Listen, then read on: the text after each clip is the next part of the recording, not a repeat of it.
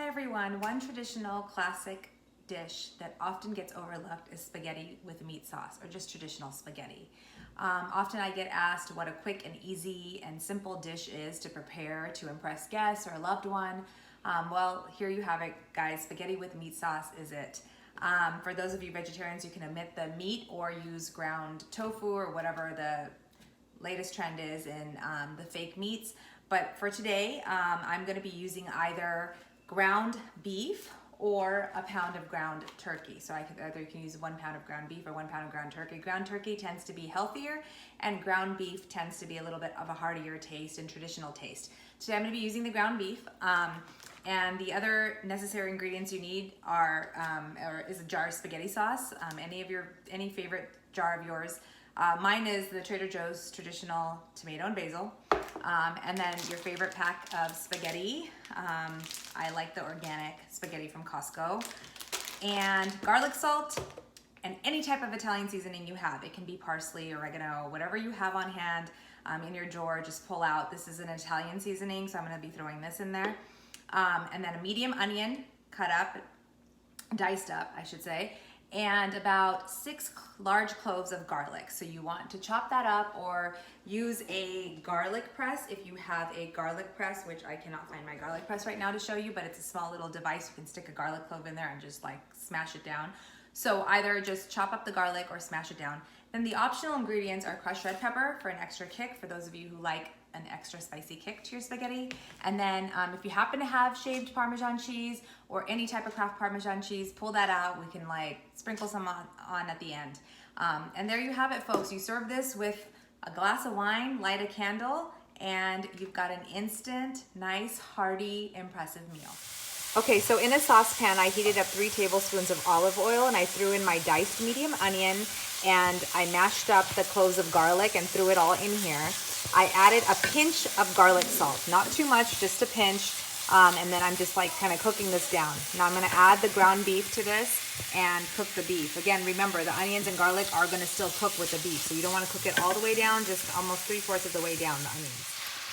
Okay, so I've gone ahead and added the ground beef into the onion and garlic. And again, you want to put just a pinch of salt after you put the beef in here. Not too much, just a little bit of salt. You can always salt it at the end if it needs salt, but you don't want to over salt because that's very hard to fix. So we went ahead and added the beef to this and sprinkled it with just a tad bit of salt. And as we're cooking the beef, you want to continuously stir it up and break it up so that it cooks evenly and there aren't a lot of clumps. So you don't want it to turn into meatballs or like one giant meatball. So just make sure you break it up and kind of just mix in the onions and garlic and ground beef all together. And now we're going to go ahead and put in the seasoning so that the beef seasons up while it's cooking. Now, if you like a little extra spicy kick, you can go ahead and add a little bit of crushed red pepper too, along with the seasoning. Today, I'm going to put a little bit of Italian seasoning. Again, you can use oregano, you can use basil, whatever you have. Just throw a little bit in here on hand. I happen to have fresh basil growing here in my kitchen, so I'm going to put some fresh basil in here and some Italian seasoning. And again, you don't need more than, for about a pound of this meat, which is what we have in the package, you don't need anything more than a spoon or 2 spoons of the seasoning. Do not over season this, otherwise all you're going to taste when you bite into the spaghetti is the seasoning.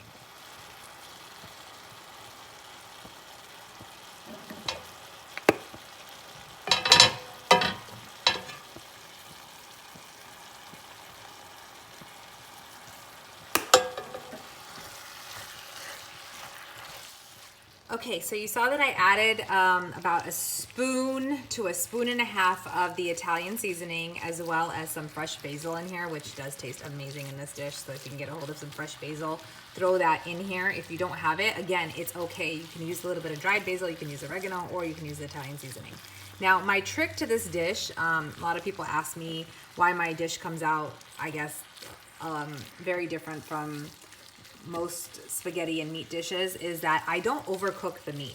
So as you can see here, I am sauteing the beef up, and it's not pink anymore. There are some areas where it's a little bit still slightly pink, but it's okay if your meat is like this, because we're gonna dump a can of sauce in here, or a bottle of sauce in here, And we're gonna let this sauce simmer in the meat. So it's all gonna cook together, but the meat is pretty much cooked. It's not like it's raw or anything, but I don't overcook the meat during this step. So we're gonna go ahead now and add the bottle of spaghetti sauce in here.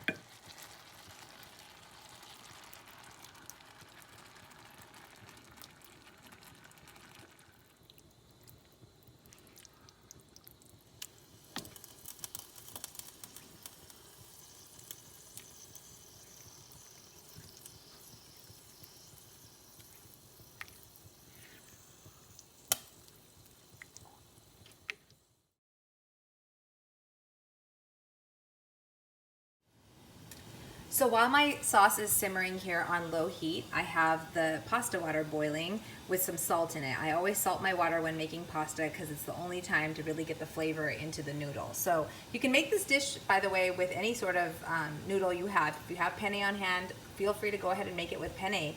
The meat sauce tastes good with pretty much any pasta, but today I'm just making a traditional meat sauce spaghetti. So I will be using the spaghetti noodles. So I'm gonna go ahead, this water is boiling right now, so I'm gonna go ahead and throw the pack of spaghetti in here and let that boil until it's a little al dente, not all the way thoroughly cooked, and then we're done. Okay everyone, there you have it, spaghetti with meat sauce. I plated some spaghetti noodles, I put a couple of spoons of the meat sauce on top.